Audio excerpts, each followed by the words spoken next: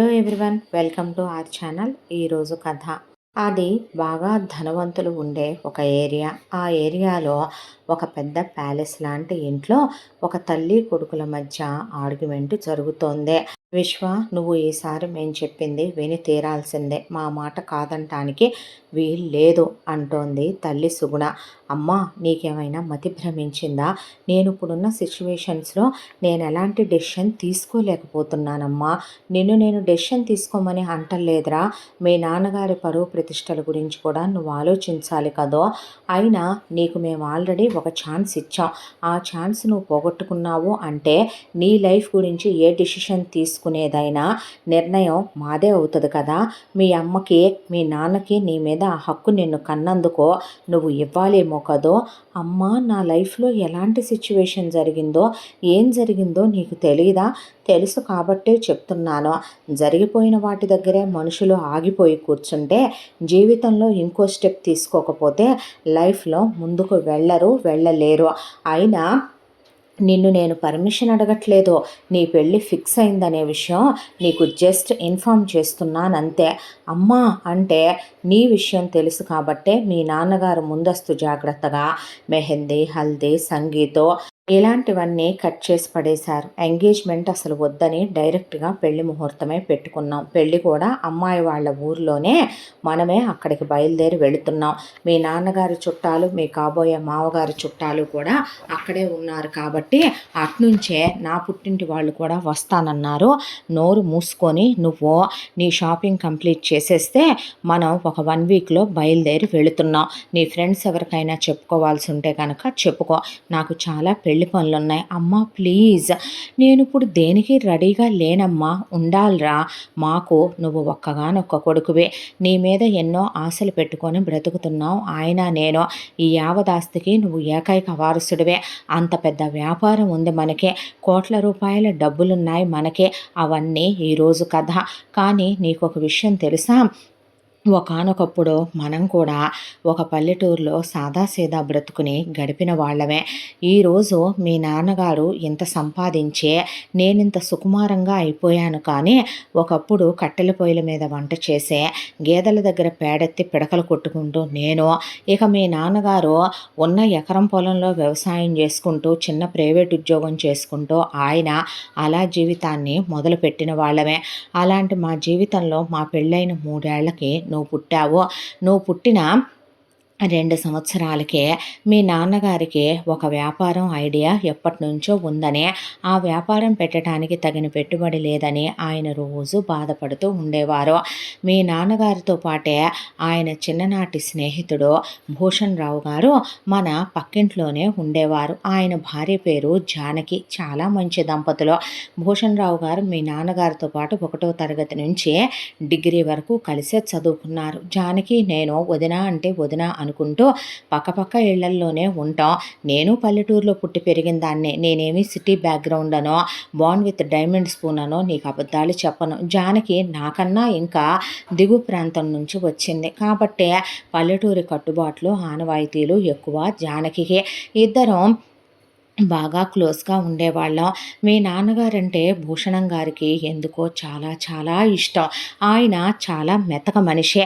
Degree వరకు చదువుకున్న ఆయనకి వ్యవసాయం అంటే వాళ్ళ మాలిన ఇష్టం. వాళ్ళ అమ్మ నాన్నలు పోతూ పోతూ ఆయనకి బంగారం పండే పొలం 20 ఎకరాలు ఇచ్చారు. మీ నాన్నకు మీ నాన్నమ్మ తాతయ్య గారు పోతూ పోతూ ఇచ్చింది ఎకరం పొలం. మీ నాన్నగారి ఎకరం అమ్మితే మహా వచ్చేదే ఆ రోజున 2 లక్షల రూపాయలు. కానీ భూషణం గారి పొలం అప్పుడే రోడ్డు పక్కన ఉంటాం, మెరక మీద ఉంటాం. ఆయనది మెట్ట భూమి కావటం చేత ఎకరం ఆ రోజునే వాళ్ళది బాగా రేటు ఉంది. మీ నాన్న ఇలా రోజు బాధపడుతూ ఆలోచించుకుంటూ ఉండేవాడు. మాతో పాటే పెళ్ళైన జానకి భూషణం గారికి కూడా చాలా కాలం పిల్లలు లేరు. నువ్వు 2 ఏళ్ల పిల్లాడివే. అప్పుడే జానకి కడుపుతో ఉంది. ఆ తర్వాత నీకు 3వ సంవత్సరం వచ్చేపాటికి జానకి ఓ పాప పుట్టింది. సుబ్బలక్ష్మి అనే పాప పేరు పెట్టుకున్నారు. ఆ తర్వాత మీ నాన్న దిగులు బాధ చూడలేక భూషణం గారు ఏదో మాట్లాడదామని వచ్చేలో అయ్యేలోపు మీ నాన్నకి ఉద్యోగం పోయి ఆ ఉన్న ఎకరం పంట మీ నాన్న ఇటు ఉద్యోగం చూసుకోలేక అటు వ్యవసాయం అలవాటు లేక వేసింది మీ నాన్న పత్తి చేను వేశాడు. అదంతా పురుగు తినిపోయేపాటికి పురుగుల మందు తాగబోతున్న మీ నాన్నని చూసి ఆయన ఆపేసి మీ నాన్నని గట్టిగా వాటేసుకొని లాగి చెంపదెబ్బ కొట్టి నేను చచ్చాననుకుంటున్నావా ఏమిట్రా అనేపాటికి నేను వెక్కిళ్ళు వెక్కిళ్ళు పెట్టి ఏడ్చేశాను. నువ్వు నా చంకలో ఉన్నావు, చిన్న పిల్లాడివి. ఒకవైపున జానకి పాప శుభలక్ష్మిని తీసుకొని పరిగెత్తుకుంటూ వచ్చింది మన ఇంటి దగ్గరికే. ఏమైంది అన్నయ్య, ఏమైంది వదిన అని. నిజం చెప్పాలంటే మన స్థితిగతులు స్తోమత ఎలా ఉండేవో తెలుసా? వాళ్ళకి పంటలు బాగా పండటం వల్ల భూషణరావు గారే మనకు ధాన్యం వేయించేవాడు. జానకి రోజు పెరట్లో పండిన కూరగాయలతో పాటు వాళ్ళు వండుకున్న కూరలు కూడా పెట్టించేదే. నిజం చెప్పాలంటే పక్కపక్క ఇళ్లలో ఉన్న మన సంసారాన్ని వాళ్ళే జరిపారు. మీ నాన్నగారు ఒకవైపున ఆయనకు ఆ ఉద్యోగం ఇష్టం లేక ఒకళ్ళ కింద చెయ్యలేక మీ తాత నాయనమ్మ ఇచ్చిన ఎకరం పండక ఆ పెంకుటిల్లు మొత్తం కురిసిపోతూ ఆయన నానా నరకమే పడ్డాడు. నిజం చెప్పాలంటే మా అమ్మ నాన్నలు ఏమైనా కట్న కానుకలు ఇచ్చారా అంటే నన్ను ఊరికినే ఇచ్చి చేసి పంపారు. ఇంకా జానకే వస్తూ స్త్రీధనంగా 5 ఎకరాల పొలం తెచ్చుకుందే. జానకికి ఒక 100 తులాల బంగారం కూడా పెట్టారు వాళ్ళమ్మ నాన్న. నాకు మీ అమ్మమ్మ తాతయ్య ఒక మంగళసూత్రం, మీ నానమ్మ తాతయ్య ఒక మంగళసూత్రం పసుపు తాడుకి కట్టించి పంపారు తప్ప మెళ్ళో నల్లపూసల్లో ఒక రూపేయించారు, చేతులకు మట్టి గాజులేసి వదిలేశారు తప్ప నా బతుక్కి ఏమీ లేవు. ఒకానొక రోజున ఏదొచ్చిందన్నా జానకి తనవి పెట్టుకోమని ఆప్యాయంగా తన పట్టు చీరలు కట్టుకోమని ఇచ్చేది నాకు. మీ నాన్నగారిని కొట్టి కూర్చోబెట్టే నేనేమి చావలేదు లేరా, స్నేహం అంటే ప్రాణం ఇచ్చే మనిషిని నేను. నువ్వు ఇదేనా నన్ను అర్థం చేసుకుందే? హక్కుగా వచ్చే నువ్వు వ్యాపారం పెట్టుకోవాలి, నాకు ఇంత కావాలి ఇవ్వగలవా అని అడుగుతావు అనుకున్నాను. కానీ నీకు ఆత్మాభిమానం ఎక్కువని నాకు తెలిసి నేను అలా అనుకోవటం నాదే తప్పైపోయిందిలే అని అప్పటికప్పుడు ఆయనకున్న 20 ఎకరాల పొలంలో ఆయన 10 ఎకరాల పొలం నిట్ట నిలువున అమ్మి 5 కోట్ల రూపాయల డబ్బు మీ నాన్నగారికి ఇచ్చేశాడు. వద్దంటే వద్దని మీ నాన్న అన్నా సరే నువ్వు ఆ ఉద్యోగం చేయలేవు, ఆ ఉద్యోగం పోయిందే. రేపు ఇంకో ఉద్యోగం దగ్గరికి వెళ్ళినా నువ్వు వాళ్ళ దగ్గర చేతులు కట్టుకొని చెయ్యాల్సిందే. ఇలా చెల్లెమ్మ పిల్లాడు ఏమైపోతారనుకుంటున్నావురా నువ్వు? ఒకవైపున ఈ తంతె పడిపోయే మట్టి కొంప ఉన్న ఆ ఒక్క గీతని పెట్టుకొని ఆ ఉన్న పంటని ఎకరం పొలాన్ని పెట్టుకొని నువ్వేం చేస్తావో నోరు మూసుకొని వెళ్ళి వ్యాపారం చేసుకోపోరా, బాగుపడరా అని చెప్పి నన్ను మీ నాన్నని నిన్ను వాళ్ళ భార్యాభర్తలు వచ్చి వీడ్కోలు చెప్పి స్టేషన్లో రైలు ఎక్కించారు. సిటీకి వచ్చాం. మీ నాన్నగారు వ్యాపారం పెట్టారు. ఆయన వ్యాపారం పెట్టిన వేళ విశేషమో నీ పేరు మీద పెట్టిన అదృష్టమో తెలియదు కానీ బంగారం అయింది మన వ్యాపారం. 3 సంవత్సరాలు మీ నాన్న చాలా కష్టపడ్డాడు. ఆ కష్టపడ్డందుకు ఫలితం కోట్ల టర్నోవర్లో చూశాడు. పెద్ద స్థలం కొనుక్కున్నాం, ఈ ఇల్లు కట్టుకున్నాం, కార్లు వచ్చినాయి, నౌకర్లు వచ్చారు, చాకర్లు వచ్చారు. అంతా దాంట్లో మీ నాన్న భూషణం గారిని మర్చిపోలేదు.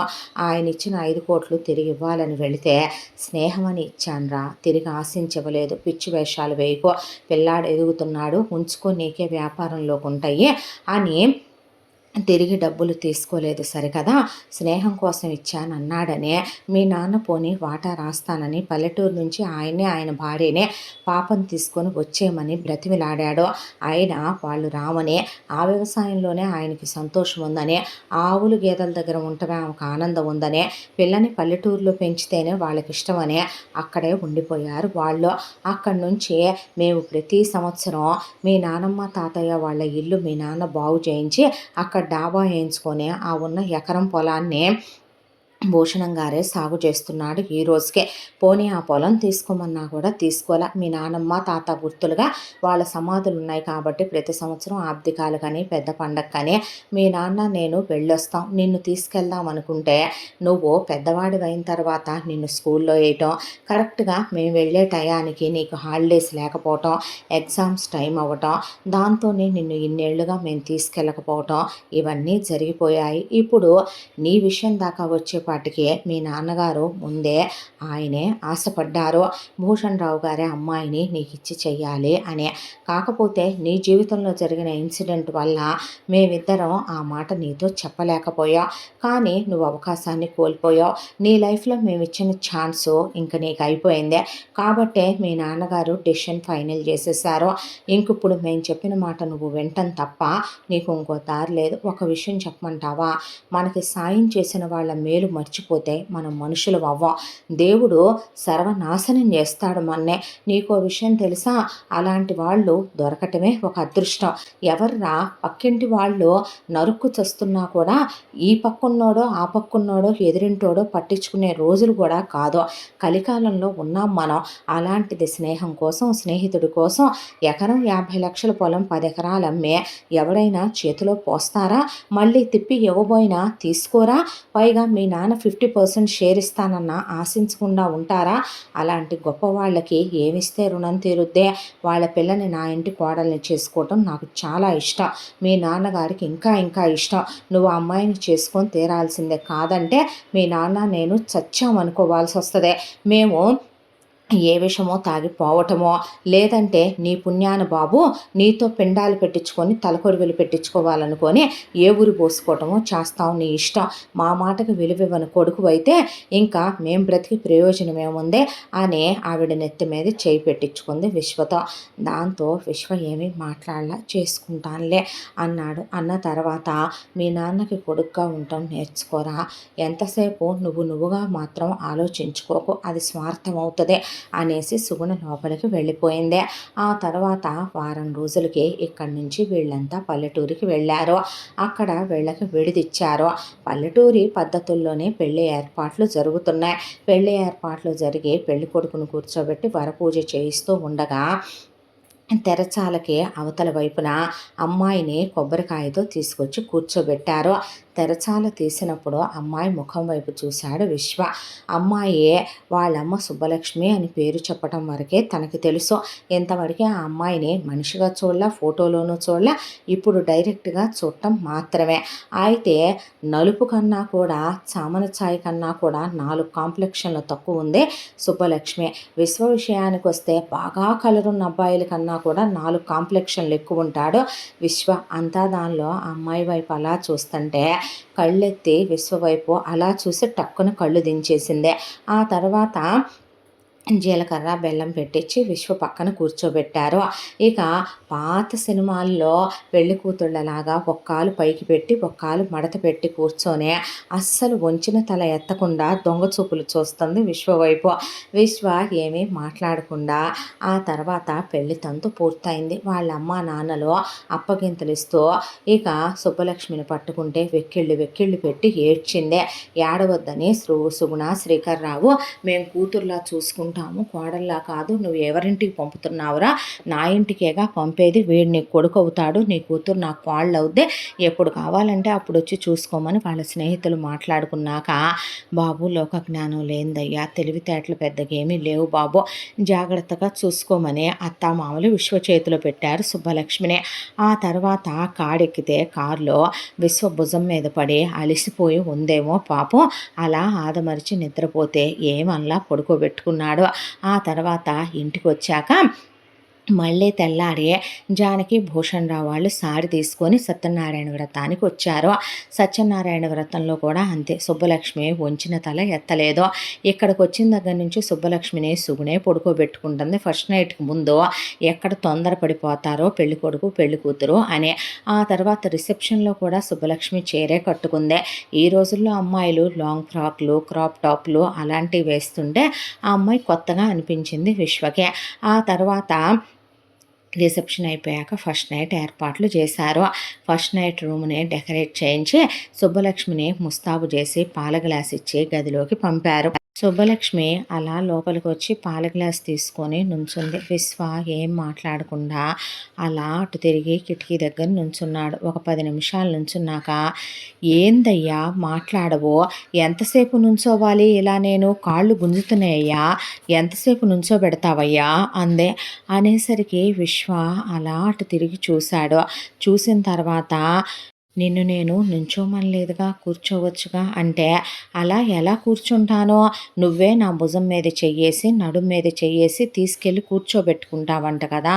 ఈ పాల గ్లాస్ తీసుకొని ఎంతసేపు నుంచోను అన్న తర్వాత కూర్చో అన్నాడు. ఆ అమ్మాయి కూర్చుంది.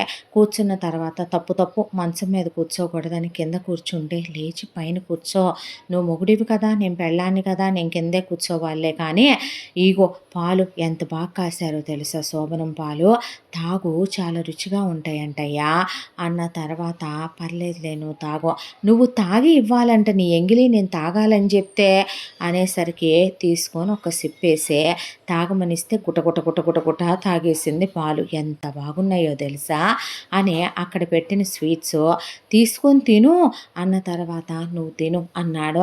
గబా గబా 2 యాపిల్ కాయలు, 2 అరటిపళ్ళు అక్కడున్న వాటిల్లో 4 రకాల స్వీట్లు పొట్టలో పడేసింది సుబ్బలక్ష్మి. ఆ తర్వాత, ఎంతసేపు కూర్చోవాలి ఇలాగా, చెయ్యయివా నా మీద అన్న తర్వాత, ఈరోజు నేను దానికి రెడీగా లేనులే అంటే, ఆ మాట చెప్తే మరిందాకే పడుకునేదాన్ని కదయ్యా, నువ్వేదైనా ఇబ్బంది పడుతున్నట్టున్నావు, సరేలే పడుకునేనా మరి అన్న తర్వాత, సరే అన్నాక మంచం మీద పడుకో అన్నాడు విశ్వ. అన్నాక లేచి మంచం మీద అటు తిరిగి పడుకుంది సుబ్బలక్ష్మి. ఏమీ మాట్లాడకుండా విశ్వ ఆలోచిస్తూ ఆలోచిస్తూ ఇటు తిరిగి పడుకుని ఎప్పుడో నిద్ర పట్టేసింది. పొద్దున్నే అని ఒళ్ళు విరుచుకుంటూ నిద్ర లేచి సుబ్బలక్ష్మి బయటికి వెళ్ళబోతుంటే, సుబ్బలక్ష్మి అన్నాడు. అంటే, ఆ చెప్పయ్యా అందే. అన్న తర్వాత, అయ్యా సరేలే అని ఇప్పుడు బయటికెళ్ళిన తర్వాత ఏమీ చెప్పొద్దు అంటే, ఏ అంది. అంటే బాగోదు కదా, అంటే అది మన ఇద్దరి మధ్య ఉండాలి కదా, పర్సనల్ విషయం కదా, 4 గోడల మధ్య వైఫ్ అండ్ హస్బెండ్ విషయం కదా అన్నాడు విశ్వ. మొగుడు పెళ్ళాల విషయం చెప్పొద్దంటావు, ఇప్పుడు దానికి ఎందుకు అంత సిగ్గుపడిపోతున్నా, దానికి కూడా కంగారు మనిషివేనయ్యా నువ్వు, ఎందుకు చెప్తాను అని బయటికి వెళ్ళిన తర్వాత సుబ్బలక్ష్మిని పట్టుకొని విశ్వ వాళ్ళమ్మ, సుబ్బలక్ష్మి వాళ్ళమ్మ అంతా బాగానే జరిగిందే అని అడిగితే, ఛీ హీ అనుకొని నవ్వుకుంటూ అక్కడి నుంచి పరిగెత్తి బాత్రూంలోకి వెళ్ళిపోయింది సుబ్బలక్ష్మి. అమ్మయ్య అనే ఊపిరి తీసుకున్నాడు విశ్వ. ఆ తర్వాత మిగతా ఫస్ట్ నైట్ డేస్లు కూడా అలాగే జరిగిపోయినాయి. ఇక శోభనం రాత్రులు పూర్తయిన తర్వాత విశ్వని వ్యాపారానికి పదరా నువ్వు అన్నాడు శ్రీకర్రావు. నేను చచ్చిన ఇప్పుడు నీ బిజినెస్లోకి రావడానికి రెడీగా లేను, నేను ఆల్రెడీ పీజీ కంప్లీట్ చేసుకున్నాను, నాకు ఒక ఎంఎన్సి కంపెనీలో జాబ్ వచ్చింది, నాకు వాళ్ళు అపాయింట్మెంట్ లెటర్ కూడా పంపారు, నేను అదే ఊరు వెళ్ళి జాబ్ చేసుకుంటాను, నాకు ప్రైవసీ కావాలి, నువ్వు ఇప్పుడు అసలు నన్ను డిస్టర్బ్ చేసి నా బుర్ర తినొద్దు డాడీ అన్న తర్వాత, తనకి ఇష్టమైనట్టుగా ఉన్నయచ్చుకమ్మా అయ్యా అంది సుబ్బలక్ష్మి. సరేనమ్మా నువ్వు ఎలాగంటే అలాగే అని ఇక జానకి భూషణరావు వెళ్ళొస్తామని, జాగ్రత్త బాబు అని వాళ్ళు వెళ్ళిపోయిన తర్వాత ఇక సుగుణ శ్రీకర్రావు విశ్వని సుబ్బలక్ష్మిని, ఆగండి కంగారు పడద్దు, మీరు వెళ్ళే దగ్గర ఇల్లు కొంటాను, గేరా వెళ్ళాగోనేనా అంటే, నీ ఇష్టం అన్నాడు విశ్వ. అన్న తర్వాత, వద్దులేదు పిల్ల ఒక్కటే ఉండాలి కదా, వీడు ఆఫీస్కి వెళ్తే సెక్యూరిటీ పర్పస్ కూడా ఉంటుంది, డ్యూప్లెక్స్ అపార్ట్మెంట్ తీసుకో అంది సుగుణ. అన్న తర్వాత సరేనని చాలా పాష్ ఏరియాలో గేటెడ్ కమ్యూనిటీలో డ్యూప్లెక్స్ అపార్ట్మెంట్ తీసుకున్నారు. బాల్కనీయే చాలా పెద్దగా బ్యాక్ యార్డ్ అంత వచ్చేలాగా సెలెక్ట్ చేసి మరీ తీసుకున్నారు సుగుణ శ్రీకర్రావు.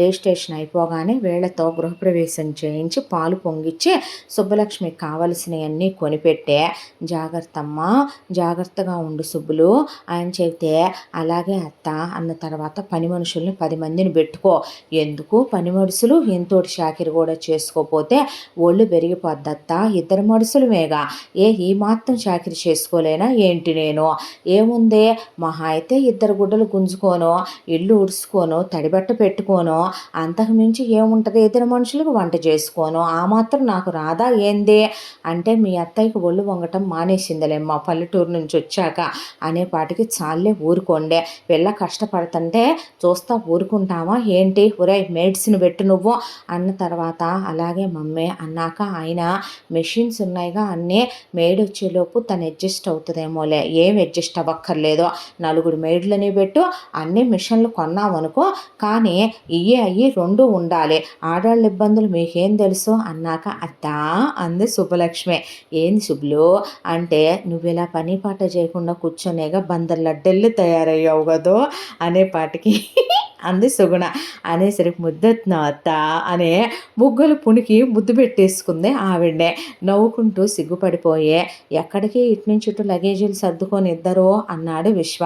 వరల్డ్ టూర్ వెళ్తున్నావురా, మీ అమ్మ సెకండ్ హనీమూన్ అడిగింది, మళ్ళీ ఓసారి వరల్డ్ టూర్ వెళ్ళొద్దామని. అంటే యాడికి మావయ్య అంది సుబ్బలక్ష్మి. నీ మొగుడు నిన్ను తీసుకెళ్తాడులేమ్మా హనీమూన్కి అన్న తర్వాత, అలాగేలే అని జాగ్రత్త, ఆరోగ్యం జాగ్రత్త అని వాళ్ళిద్దరిని పట్టుకొని ఏడిసిందే. వాళ్ళ ఆ పిల్లని దగ్గరికి తీసుకొని కన్నీళ్లు తుడిచి, జాగ్రత్త, ఆ పిల్లని నువ్వు గదమకూడదు, ఒక మాట అనకూడదు, తిట్టకూడదు, కొట్టటాలు లాంటివి చేస్తారే, కొడుకు బతికుండంగానే నా గురించి బాగా తెలుసు నీకు, నేను ఎలాంటి డెసిషన్లు తీసుకుంటానో, వేషాలేకు, అమాయకురాలు, లోకజ్ఞానం తెలియందే, పిచ్చి తల్లి, బంగారు కొండ, అర్థమవుతుందా అని చెప్తే, సరేలే అన్నాడు విశ్వ. వాళ్ళు వెళ్ళిపోయిన తర్వాత సుబ్బలక్ష్మి, ఇప్పుడు ఇది మన ఇల్లు, మన సొంత ఇల్లు అంతేగా అయ్యా అంది. అంటే అంతే సుబ్బులు అన్నాడు. హాయ్ భలే ఉంది మళ్ళీ పిల్లవా అంది. అంటే సుబ్బులు అన్నాడు. అంటే కాదులే, ఎప్పుడు పిలుస్తావుగా సుబ్బు అనే పిల్లవా, బాగుంది అంది. అంటే అలాగే సుబ్బు అన్నాడు. అన్న తర్వాత, ఉండు మనం గుప్పవేషం చేసుకొని వచ్చాము అంటే చుట్టుపక్కల వాళ్ళకి పండు తాంబూలం తీపి ఇచ్చి రావాలి, నేను వెళ్ళి ఇచ్చొస్తాలే, కానీ నువ్వు వద్దులే, చదువుకున్నాడు కదయ్యా, నువ్వు ఇంట్లోనే ఉండి అదిగో ఆ టీవీ వేసుకొని చూడు, నేను వెళ్ళొస్తానని ఒక పెద్ద ట్రే తీసుకొని ఆ ట్రేలో ఆ చుట్టుపక్కల వాళ్ళందరికీ కూడా ప్యాకెట్లు చేసుకుని స్వీటు, హాటు, పండు తాంబూలం, బ్లౌజ్ పీసులు అవన్నీ గాజులు అవి పెట్టుకొని వెళ్ళి, నమస్కారం అండి, మేము ఈ ఇంట్లోకి వచ్చాము, మా ఆయన నేను ఇద్దరం ఉంటాము ఇక్కడ, మా అత్తయ్య మామయ్య ఊరికి వెళ్ళారులేండి, మా అమ్మ నాన్న పల్లెటూరులో ఉంటారనే పాటికే అంత పాష్ ఏరియాలో గేటెడ్ కమ్యూనిటీలో ఉన్న సంస్కారం ఉన్న ఏరియాలో కొన్నాడు శ్రీకర్రావు విశ్వకి ఇల్లు. దాంతో వాళ్ళంతా ఆ అమ్మాయి ఇచ్చిన తాంబూలం తీసుకుని, చాలా సంతోషం అమ్మా అన్న తర్వాత, నీ పేరు ఏంటి తల్లి అని అడిగితే, సుబ్బలక్ష్మి. మీ ఆయన పేరు చీచి, పెనిమిటి పేరు ఎలా చెప్తారండి, అలా చెప్పకూడదుగా. అయ్యో బంగారు తల్లి, ఈ రోజుల్లో నీలాంటి వాళ్ళు ఉన్నారా అమ్మా అని నేను కూడా మా ఆయన పేరు చెప్తా, నాకు 70, మా ఆయనకి 72 అంది ఒక ఆంటీ అని సుబ్బలక్ష్మి నవ్వేసి వచ్చేసింది అక్కడి నుంచి. ఇలా ఫ్లాట్లో వాచ్మెన్ దగ్గర నుంచే అందరికీ సుబ్బలక్ష్మి అంటే ఒక అభిమానం, ఒక గౌరవం కూడా. ఆ అమ్మాయి చాలా లిమిటేషన్స్లో ఉంటాం, ఒళ్ళంతా బట్టలు కట్టుకొని చక్కగా నగలేసుకుని నిండు ముత్తైదులా ఉంటుంది సుబ్బలక్ష్మి. దాంతో వాళ్ళు చాలా విలువిచ్చి మాట్లాడతారు సుబ్బలక్ష్మి కనిపించినా కూడా. ఆ తర్వాత అలా ఒక 2-3 రోజులు అవుట్ సైడ్ ఫుడ్ తెప్పించుకునే కానిచ్చేసుకునే ఇంట్లో ఉన్న సామాన్లన్నీ సర్దుకోవటంలో విశ్వ మునిగిపోయాడు. సుబ్బలక్ష్మి విశ్వకి హెల్ప్ చేయటంలో మునిగిపోయింది. ఆ తర్వాత వన్ ఫైన్ డే మార్నింగు సుబ్బలక్ష్మికి టక్కున పల్లెటూరులో పొద్దున్నే లేచే అలవాటు కాబట్టి 6 గంటలకే మెలకు వచ్చేసింది. అలా నిద్రలేచిన సుబ్బలక్ష్మికి ముందు బాత్రూంలోకి వెళ్ళి స్నానం చేసి తలకి పిడప్ పెట్టుకొని, ఆ తర్వాత చక్కగా నేత చీర కట్టేసుకొని ఫుల్ హ్యాండ్ బ్లౌజు వేసేసుకొని ముందు నగలన్నీ వేసుకొని రెడీ అయిందే. వంటగదిలోకి వెళ్ళి కాళ్ళకు పసుపు రాసేసుకొని నొసట్లో సింధూరం అది పెట్టుకున్న తర్వాత బాల్కనీలో బోల్డన్ని పూల మొక్కలు పెట్టించింది సుగుణ. వాటిల్లో నుంచి కొన్ని పూలు తీసుకొచ్చి దేవుడి గూట్లో చక్కగా శుభ్రం చేసేసి పూజ చేసేసుకుందే. ఆ తర్వాత తులసమ్మ దగ్గర దీపం పెట్టేసుకుందే.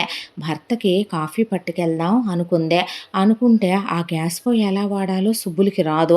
దాంతో విశ్వని లేపుదాం అనుకుంటే విశ్వ అలా నిద్రపోతున్నాడు. నా మొగుడు ఎంత అందగాడో, నా మొగుడు ఎంత ముద్దుకున్నాడో, సందమామ లాంటోడు నాకు మొగుడుగా దొరికేశాడే, ఎంత ముద్దొస్తున్నావయ్యా అని అలా 2 చేతులు తీసుకొని అలా తలకి పెట్టుకొని ఎంత ముద్దొస్తున్నాడో అని మొగుడు మొగుడికి దిష్టి తీసేసుకొని, ఆ తర్వాత మొగుడిని అలా చూసుకొని ఫ్లయింగ్ కిస్సులు ఇచ్చుకున్న తర్వాత, "ఏం లేపుతానులే అలిసిపోయి పడుకున్నట్టున్నావుగా సామానన్నీ సర్దే" అని ఆ అమ్మాయి మంచితనం ఎంత అంటే కనీసం వైఫ్ అండ్ హస్బెండ్ మధ్య ఫిజికల్ రిలేషన్‌షిప్ లేదని తన తల్లికే తల్లిలా చూసుకునే అంత మంచిదైన అత్తగారికి కూడా భర్త చెప్పొద్దు అన్నాడు అంటే అది పర్సనల్ విషయం అని సుబ్బలక్ష్మికి అర్థమై ఆ విషయం చెప్పలేదు.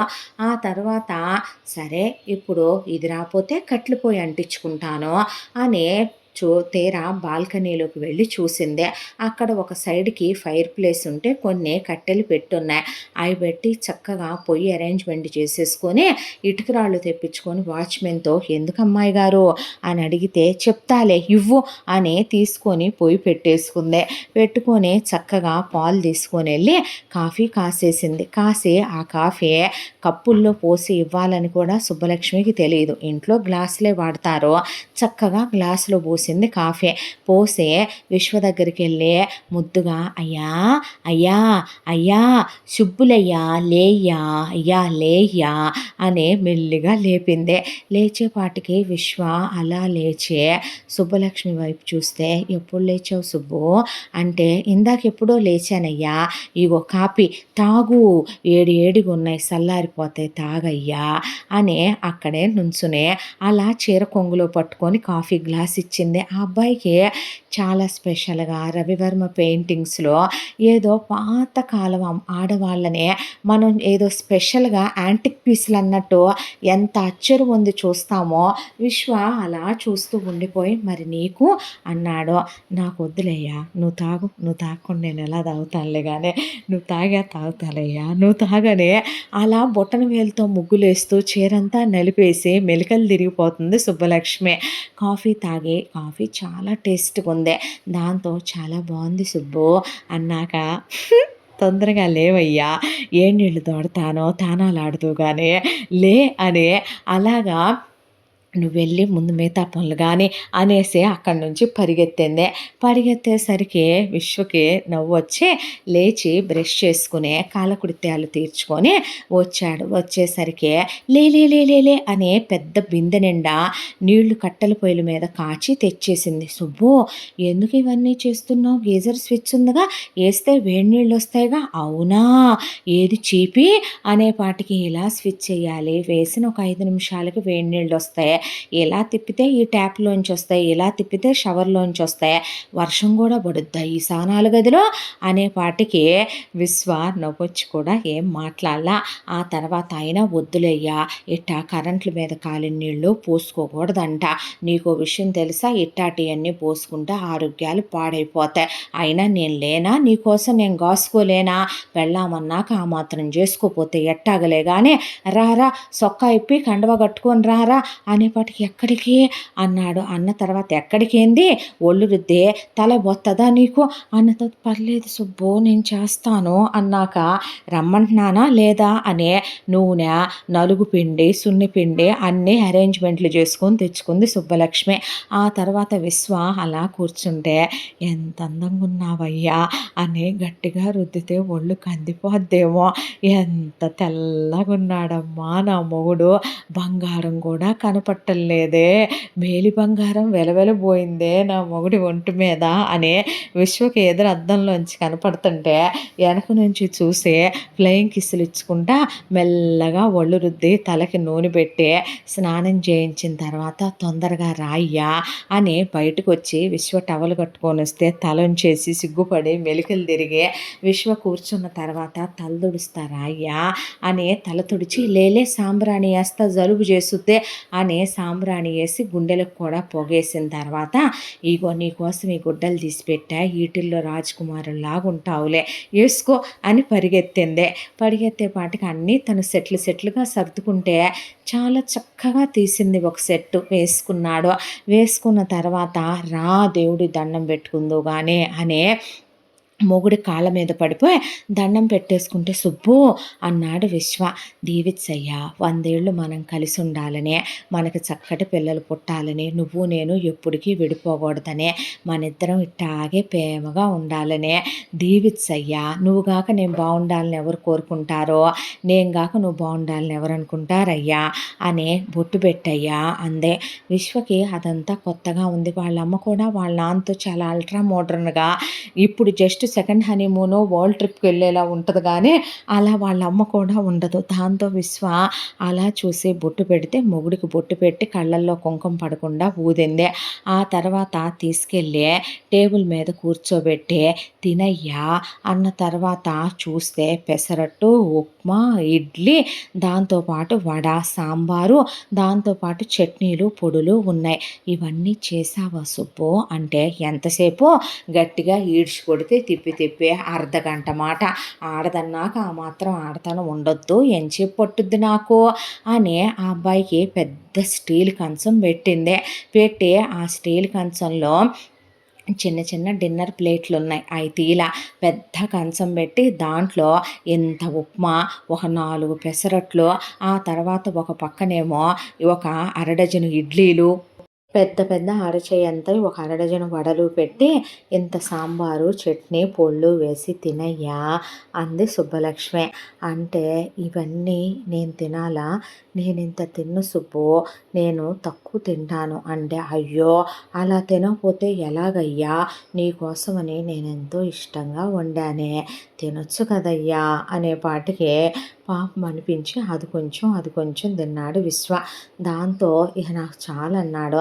చాలే ఊరుకోయ్యా, ఇలా తింటే తిండి వంట పట్టదు, మనిషికి బలం ఏడ నుంచి వస్తుంది అని సుబ్బలక్ష్మి ఒక వడని 2 ముక్కల్లో విశ్వ నోట్లో కుక్కేసి, ఒక్కొక్క ఇడ్లీ 2 ముక్కల్లో కుక్కేసి, దోశని 4 ముక్కల్లో పెట్టేసింది ఉప్మాతో సహా.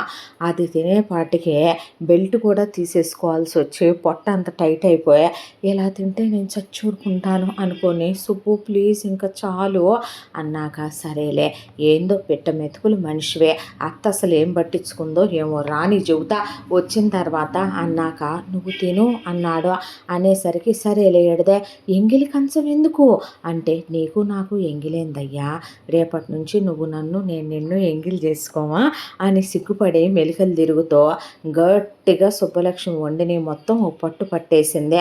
ఆ తర్వాత, "ఉండయ్యా కాఫీ తెస్తానని" మళ్ళీ కాఫీ ఇచ్చింది. ఇచ్చిన తర్వాత, "ఆఫీస్కి వెళ్ళొస్తాను" అన్నాడు. అన్నాక, "మరి బువ్వ" అనేపాటికి, "ఈరోజు ఆఫీస్లో చేసేస్తానులే" అంటే, "అయ్యో నా మతిమరుపు మండ, క్యారేజీ బాక్స్ కట్టేద్దునే, రేపటి నుంచి కడతానయ్యా, మధ్యాహ్నం రావచ్చు కదయ్యా ఇంటికి" అంటే, "మళ్ళీ ఏమొస్తానులే సుబ్బు, అయినా అక్కడ హోటల్లో తింటావా, ఆరోగ్యాలు పాడైపోవు, 3 రోజులు మట్టి బయటే తెప్పిస్తున్నావు, నేను వద్దన్నా, అయినా బయట ఆడోళ్ళు వండుతారా, మగాళ్ళు వండుతారు, ఆడోళ్ళు వండిన పెళ్ళాం చేతి వంటలాగా ఉంటుందా, కమ్మగా ఇంటి చేతి భోజనం, అన్నీ స్వచ్ఛంగా మనం కడిగి శుభ్రంగా వండుకుంటాం, నాణ్యం గల సరుకులతో వండుకుంటాం, ఆరోగ్యానికి మంచిదే, బయట తిండి తినమాకయ్యా" అంది సుబ్బలక్ష్మి. అన్న తర్వాత, "సరేలే" అనే జాగ్రత్త అని విశ్వ అలా కిందకొచ్చి కారు తీస్తూ ఉండగా, పైన వాళ్ళ బాల్కనీలో నుంచి పొగలు రావటం చూసి, ఈ తిక్కలది కొంపదీసి ఏమైనా చేసి కొంప అంటుకుందా అని విశ్వ మళ్ళీ పరిగెత్తుకొచ్చి అలా బాల్కనీలోకి పరిగెత్తి, "సుబ్బు ఏంటిదంతా" అని అడిగితే, "ఏందేందయ్యా, పోయి పెట్టినాను, మరి పొద్దున్నుంచి వంట యాడ చేసినాను అనుకుంటివి, మరి నీకు ఏ నీళ్ళు యాడ కాసినాను అనుకుంటివి, నేను తన్నేళ్ళతోనే తానాలు ఆడానులే" అన్న తర్వాత, "ఎందుకు మన ఇంట్లో గ్యాస్ స్టవ్ ఉందిగా, ఏమైంది సుబ్బు" అంటే, "అవి వాడటమేమో నాకు రాదయ్యా, వాడటం చేత కాకపోతే గ్యాస్ బండ్లు పేలిపోతాయంట, పేలి నేను చచ్చిపోయాననుకో, నీకు మళ్ళీ రెండో పెళ్ళాం వచ్చిందనుకో, నా అంత ప్రేమగా నిన్ను చూసుకోదు కదయ్యా, అందుకనే నేను అయ్యే వాడలేదయ్యా, కట్టెలు అయిపోయినాయి, వచ్చేటప్పుడు కాసిన కట్టెలు ఆ కారు వెనకమాల వేసుకొని తెచ్చేవా" అన్న తర్వాత, "వద్దు నేను నేర్పిస్తాను దా నీకు" అన్న తర్వాత చిమినీ దగ్గరికి తీసుకెళ్ళి, ఇది ఇలా అంటే ఆన్ అవుతుంది, ఇలా అంటే ఆఫ్ అవుతుందని చేత్తో చూపించాడు. ఎందుకిదే అంటే మనకి పొయ్యి వెలిగించినప్పుడు ఆవిరి వస్తుంది కదా, అంటే వస్తే అది ఇది అబ్జర్వ్ చేసేస్తుందనమాట. వస్తే ఏమవుద్ది సఫకేటింగ్గా, అదే అంటే ఊపిరాడదు కదా సుబ్బు అన్న తర్వాత, ఆహా ఊపిరాడదా, అవును సుబ్బు నీకు ఇవన్నీ ఎందుకు తెలియలేదు, రాసి ఉన్నాయిగా వీటి మీద, నాకేంటి తెలుస్తుంది అక్కడ ఏం రాసిందో. ఏం చదువుకున్నావు సుబ్బు నువ్వు, ఇంటరా డిగ్రీయా లేకపోతే ఏం చదువుకున్నావు, ఒకటో క్లాస్ కూడా చదువుకోలేదు అనేపాటికి విశ్వ ఎందుకు అని అడిగాడు. ఏమీ లేదయ్యా, చిన్నప్పుడు ఈ స్కూల్కి పంపినారా, ఈ స్కూల్కి వెళ్ళేటప్పుడు మా నాయన నా జాతకం వేయించినాడు. నా జాతకంలో గండాలు ఉన్నాయంట. మా ఇంటికాడ నుంచి ఈ స్కూల్కి వెళ్ళేటప్పుడు రోడ్డు మీదుగా పోవాలా, వచ్చేటప్పుడు పోయేటప్పుడు నాకు ఏదైనా ప్రమాదం జరుగుద్దేమోనని మా అమ్మ వద్దు అందా. ఇక మా నాన్నకి నేనంటే ఇష్టమేమో, నా తర్వాత మళ్ళీ పిల్లలు పుట్టలేదులే, నీకన్నా నేను 2 ఏళ్ళు చిన్నదాన్ని కదయ్యా, అత్త సోకు దగ్గుద్దని నిన్ను కనలేదు, మా అమ్మకి నా తర్వాత పుట్టలేదు. ఇలా నువ్వు ఒక్కడివే నేను ఒక్కదాన్నేనా, మా అయ్య గారాబంతో నన్ను ఈ స్కూల్కి పంపకుండా మా అమ్మ ఇంటి పని వంట పనే నేర్పిస్తా ఇంట్లోనే ఉంచేసినాదయ్యా. అయినా నువ్వు ఉన్నావుగా, నాకు చదువు రాకపోతే నీ కళ్ళతో నేను ప్రపంచాన్ని చూడలేనా, నేను చెప్పాలనుకునే నీ నోటితో నువ్వు నాకు చెప్పవా ఏందే అన్న తర్వాత విశ్వ అలా చూసే, నేనే నేర్పిస్తాను లేదా నీకు స్టవ్ అని చెప్పి స్టవ్ ఇలా ఆన్ చేసుకోవాలి, ఇలా పెడితే సిమ్ అంటే మంట తక్కువ, ఇలా పెడితే హై అంటే మంట ఎక్కువ, ఇటు తిప్పితే ఆరిపోతుందన్నమాట. అర్థమవుతుందా సుబ్బు అంటే, అర్థమవుతుందయ్యా అన్నాక, ఇవన్నీ ఏటయ్యా అని అడిగిందే. ఇదేమో కాఫీ మేకరు, నీకు నేను తర్వాత నేర్పిస్తాను, ఇప్పుడు మనకు అక్కర్లా. ఇదేమో అవెను, ఇది నీకు నేను తర్వాత నేర్పిస్తాను, ఇప్పుడు అక్కర్లా. ఇది మిక్సీ, ఇది ఇప్పుడే నేర్పిస్తాను, నీకు అవసరం. అలాగే ఎందుకు ఇది, మనకి చట్నీలు అవి చేసుకోవాలి కదా, ఎందుకు రోల్ లేదేటి, చక్కగా రోట్లో నూరుకుంటే కమ్మగా ఉంటాయ్యా, మసాలాలైనా పచ్చళ్ళైనా పొళ్ళైనా. పొద్దున్న నేను పక్కింటి బామ్మగారి దగ్గర రోలు ఉంటే అది తీసుకొచ్చి వాడేసా తెలుసా, రోలు మూసుకొచ్చావా, బామ్మ వాడట్లేదంట, మనం ఉంచేసుకుందాంలే, ఎంతో కొంత కిరాయి కట్టి బామ్మకి ఇద్దామని చెప్తాలే అంటే, వద్దులే సుబ్బు నేను కొనిపెడతాను నీకు అన్నాక, అట్టంటావా, సరేలే అట్టాగైతే అన్న తర్వాత, నీకు మిగతాయి చూపిస్తాను, గ్యాస్ బండ జోలికి నువ్వు వెళ్ళకే అన్నాడు. సరే అన్నాక, ఇది వాషింగ్ మిషను, ఇందులో బట్టలు ఇలా వేయాలి, ఇలా నొక్కాలి, నాకు అర్థం కావట్లేదు అవన్నీ అన్న తర్వాత, మరి బట్టలు ఎలా ఉతుకుతావు, నేను చూసుకుంటాలే అయ్యా అన్న తర్వాత, ఇదిగో నీకు విషయం చెప్పనా, నాకేమైనా అయ్యే నేను చచ్చిపోయాను అనుకోయ్యా, కోరికలు తీరకుండా నువ్వు నా ఒంటి మీద చెయ్యలేదు కదా, మనకి పిల్లలు పుట్టలేదు కదా, నేను పోతే చెట్టు మీద పిశాచంలాగా తిరగాల్సి వస్తుందంట, నువ్వు ఒక్కడివైపోతావా, వచ్చే పెళ్ళాం నా అంత ప్రేమగా నిన్ను చూసుకోదేమోనని ఈ గ్యాస్ పొయ్యిల జోలికి మిషన్ల జోలికి వెళ్ళట్లేదు, ఏమీ అనుకోబాకు అంటే, సుబ్బు అన్నిసార్లు అనకు అనేసి విశ్వ ఆఫీస్కి వెళ్ళాడు. వెళ్ళి సాయంత్రం తిరిగి వచ్చేసరికి సుబ్బలక్ష్మి చక్కగా బజ్జీలు పునుగులు పిండి వంటలు స్నాక్స్ వండి విశ్వకి తినమని ప్లేట్ నిండా పెడితే, నవ్వొచ్చి అయి రెండు తిన్నా కూర్చొని సుబ్బలక్ష్మి తిందే. పైన కూర్చో అంటే వినకుండా విశ్వ టీవీ చూస్తుంటే కిందే కూర్చొని విశ్వ వైపు చూస్తూ ఉంటుంది. అలా అవుతుందా సుబ్బు, ఏమైనా పెట్టనా అని అడిగితే, పర్లేదయ్యా నువ్వు చూడు, నువ్వు చూస్తే చాలే అనేసి సుబ్బలక్ష్మి. ఈలోపు విశ్వం మిగిల్చేసిన స్నాక్స్ అన్నీ మళ్ళీ వదిలేసావా, నాకు అర్థమైందిలే నువ్వు ఇలా ఎందుకు చేస్తున్నావో, నీ ఎంగిల్ నేను తినాలనేగా, నా కోసమేగా, నేను తిన్నేమో అనేగా అని సుబ్బులు అంటుంటే విశ్వ అలా చూసేవాడు సుబ్బుల వైపు. ఇక ఆ తర్వాత నైట్ డిన్నర్ కూడా సుష్టుగా పెట్టి తిన్నాక మాట్లాడాలి, ముచ్చట్లు చెప్పాలి అనుకునేది కానీ అటు తిరిగి పడుకునేదే. సుబ్బుల వైపు అలా చూస్తూ కాసేపు బుక్ చదువుకొని సుబ్బలక్ష్మికి దుప్పటి కప్పి తను కూడా పడుకునేవాడు విశ్వ. ఆ తర్వాత నెక్స్ట్ డే నుంచి సుబ్బలక్ష్మి అంది కదా, నేను తినాలనే నువ్వు ఉంచుతున్నావు ఏదైనా అనే, కాఫీ సుబ్బలక్ష్మి తాగట్లేదని అర్థమయ్యే, తను తాగదని విశ్వగా తెలుసు కాబట్టి ముందే బ్రష్ చేసుకుని ఆ తర్వాత కాఫీ తను సగం తాగి సగం సుబ్బలక్ష్మికి ఇచ్చేవాడు. అవి సిగ్గుపడుతూ తాగేదే. ఆ తర్వాత ఇలా వీళ్ళ రొటీన్ లైఫ్ గడిచిపోతూ ఉండగా ఒకరోజు విశ్వ వచ్చేసరికి బట్టలన్నీ ఉతికేసుకొని శుభ్రంగా చెంబులో కాల్చిన బొగ్గులు వేసుకొని ఐరన్ చేసుకుంటోంది సుబ్బలక్ష్మి. ఎందుకు మనకి ప్రెస్సింగ్ మిషన్ ఉందిగా అంటే, నాకు అవన్నీ రావయ్యా, నాకేమన్నా అయిందనుకో మళ్ళీ ఏ షాకులో కొట్టి నేను పోతే సుబ్బు ఇంకోసారి అంటే ఊరుకోను అన్నాడు విశ్వ. అబ్బా పోన్లే, నన్ను నువ్వు వదిలించుకోలేవులేయ్యా అన్న తర్వాత సరుకులయిపోయినాయి, ఇదిగో చిట్టి రాశాను, వెళ్ళి తీసుకురావా అనేసరికి అది చూస్తే అదే ఆ పక్కన ఈ సరిగ్గా లేదు, ఈ పక్కన ఊ సరిగ్గా లేదు, ఏం తెలుగే ఇది అన్నాడు విశ్వ. అంటే సరేరా నీకు కావలసినవి ఏంటో ఆర్డర్ పెడతాను అంటే, అట్టా ఫోన్లో చూసి తెప్పించే వాటితో నేను వండను, అవి మంచివి కాదు, కొట్టుకాడి నుంచి కట్టించురా పోయ్యా పచారీ కొట్టుకెళ్ళి అంటే, తనకేమో అలా తెచ్చే అలవాటు లేదేమో. సరే సూపర్ మార్కెట్కి వెళదాం దా సుబ్బు అన్నాడు.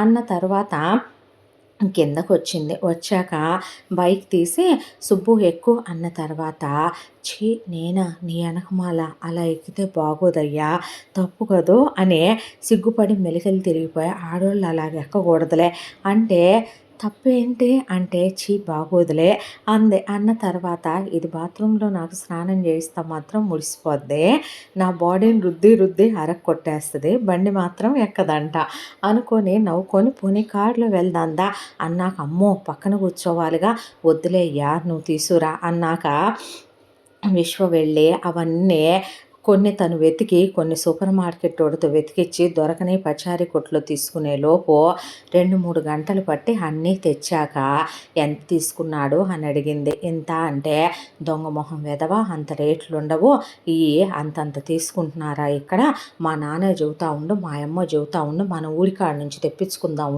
ఉండయ్యా, అసలు ఈ రేట్లేంది అని వాళ్ళని తిట్టిపోయటం అయిపోయింది. విశ్వ నవ్వుకొని, పనమ్మాయి వచ్చింది, రేపటి నుంచి తను పనిలోకి వస్తుంది, నువ్వేం చెయ్యొద్దు సుబ్బు, తనకి చెప్పి చేయించుకో చాలు అన్నాడు. సిటీలో పని వాళ్ళ గురించి చెప్పేదేముంది, టిప్ టాప్గా రెడీ అయ్యి బారెడు పొద్దెక్కాక 10ంటికి పనమ్మాయి వచ్చింది. వచ్చి రావటంతోనే అడగా పెట్టకుండా అక్కడ ఉన్న స్నాక్స్ తీసేసుకొని తింటూ పైన వయ్యారంగా ఇల్లంతా ఊడ్చానన్నట్టు ఊడ్చి కింద రోబో మిషన్ వదిలేసి ఏదో అలా ఇలా తిరిగి పని అయిపోయింది అనేపాటికి, కాళ్ళు ఇరక్కొడతాను ఇంకోసారి వచ్చావంటే, ఏమే సంసార స్త్రీలు పనిచేసే పద్ధతేనంటారా, మమ్మల్ని అడగకుండా నువ్వు నీ ఇష్టం వచ్చినట్టు చల్లపెట్టులో చేయిబెట్టి కాయలు తీసుకొని తింటున్నావేంది అనేపాటికి విశ్వరాణి వచ్చి, ఏమైంది సుబ్బు, ఇది చల్లపెట్టులో మనం పెట్టుకున్న కాయలు తీసుకొని తింటుందయ్యా, ఇది టేబుల్ మీద నేను నీకోసమని నెయ్యి పోసి వండి పెడితే అవి తింటుంది, నేను పిచ్చిదాన్ని పల్లెటూరు దాన్ని అనుకుంటున్నావేమో, నడుము లిరగొడతా, దానికి రూపాయి బాకు, ఎంతోటి పని అదేం చేయక్కర్లేదులే, మన ఇద్దరి పని మన ఇంటి పని నేను చేసుకోగలను, పొమ్మని దాన్ని దాని అవతారం దాని యాషాలు బొడ్డుకు బెత్తడి కింద చీరగట్టి చీ పో బయటికి అంది. అన్న తర్వాత విశ్వ సుబ్బలక్ష్మి వైపు అలా చూసి, షాపింగ్కి వెళ్దాం దా సుబ్బు, నువ్వు బట్టలు కొనుక్కుందు కానీ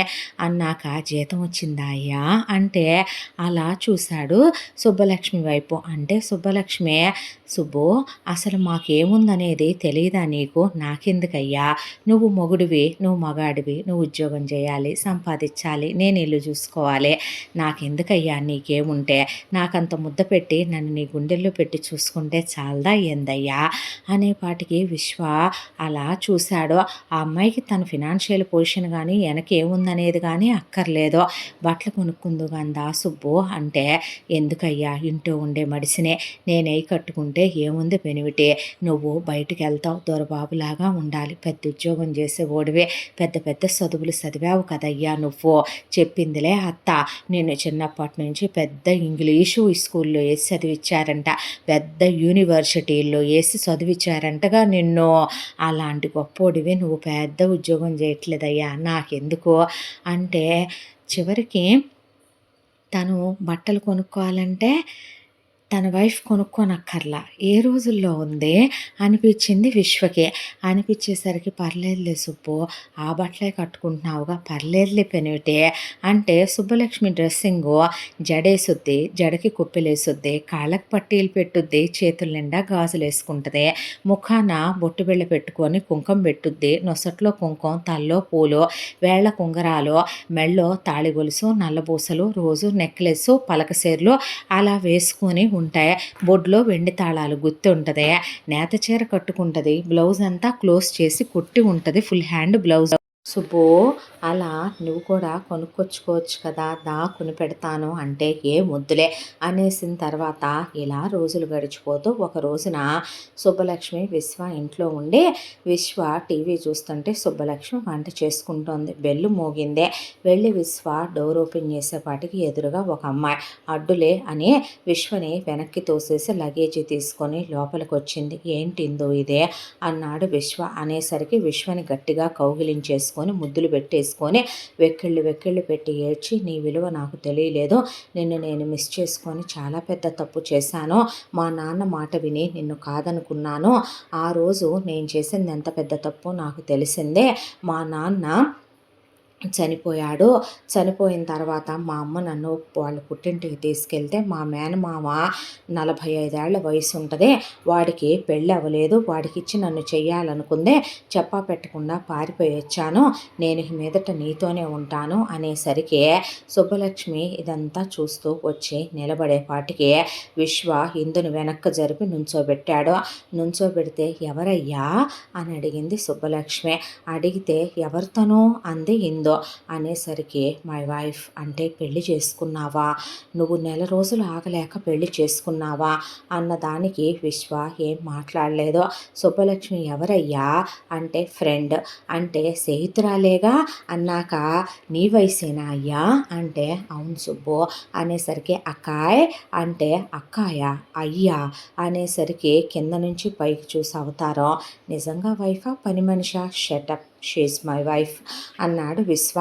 అన్న తర్వాత నేను ఇక్కడే ఉండాలనుకుంటున్నాను అన్న తర్వాత బెడ్రూమ్లోకి వెళ్ళిపోయి డోర్ వేసేసుకుంటే తప్పుగా అనుకోకు సుబ్బు, కొన్ని రోజులు వెళ్ళిపోతుందిలే అన్నాడు విశ్వ. పర్లేదు ఉంటే ఉండని అయ్యా, ఏమైందే అక్కాయేగా, నాకు కాస్త సాయంగా ఉండిద్దిలే చేతి కింద అంటే అక్క ఏంటి అన్నాడు విశ్వ. అనేసరికి నాకన్నా పెద్దదిగా అయ్యా, నేను నీకన్నా 2 ఏళ్ళు చిన్నదానిగా అయ్యా, తను నాకన్నా 2 ఏళ్ళు పెద్దదన్నట్టేగా, అక్కాయ అన్నట్టేగా అంది సుబ్బులు. అన్న తర్వాత విశ్వ ఏం చెప్పాలో సుబ్బులకి తనకు క్షణం ఏమీ అర్థం కాలేదో. ఆ తర్వాత సుబ్బలక్ష్మి నిద్రపోయాక 4 సార్లు కన్ఫర్మ్ చేసుకొని ఇందు రూమ్లోకి వెళ్ళి ఎందుకు వచ్చావు ఇందు అని అడిగాడు.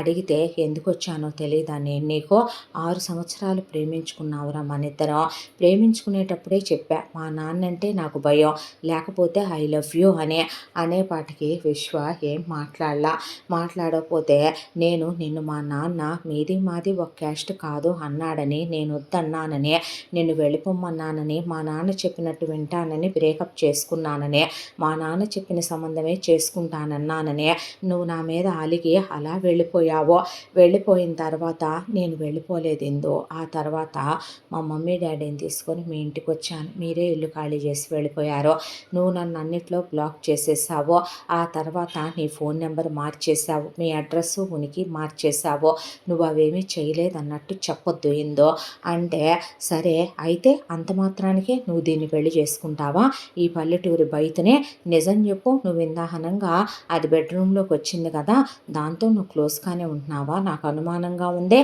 నువ్వేంటి, నీ రేంజ్ ఏంటి, నీ స్టేటస్ ఏంటి, మన కాలేజీలో అమ్మాయిలందరూ పడి చచ్చిపోయి నేను నీ చుట్టూ కుక్కలా తిరిగి నీకు ప్రపోజ్ చేసుకున్నానురా, అలాంటిదే అదా నీ పక్కన అనేపాటికి నోరు మొయ్ అన్న తర్వాత వెళ్ళిపోవా ప్లీజ్ నువ్వు అంటే నేను వెళ్ళను, నేను ఇక్కడ ఉంటాను కొన్ని రోజుల పాటు అనేస్తే ఎందుకు ఇందో అన్న తర్వాత నువ్వు నన్ను కాదనలేవు, నువ్వు నన్ను ప్రేమించావు అది మర్చిపోకు విశ్వ అన్న తర్వాత విశ్వ వెళ్ళి ఆలోచిస్తూ సుబ్బులు వైపు చూస్తూ సుబ్బులు అలా చెయ్యి కాలేసుకొని పడుకుంది విశ్వ మీద, తల నిమురుతో దుప్పటి కప్పి అలా పడుకున్నాడు.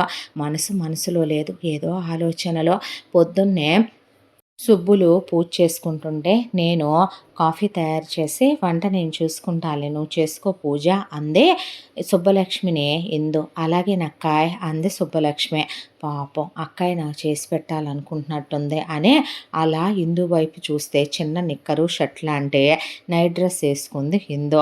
అలా వింతగా చూస్తూ నుంచుంది సుబ్బలక్ష్మి.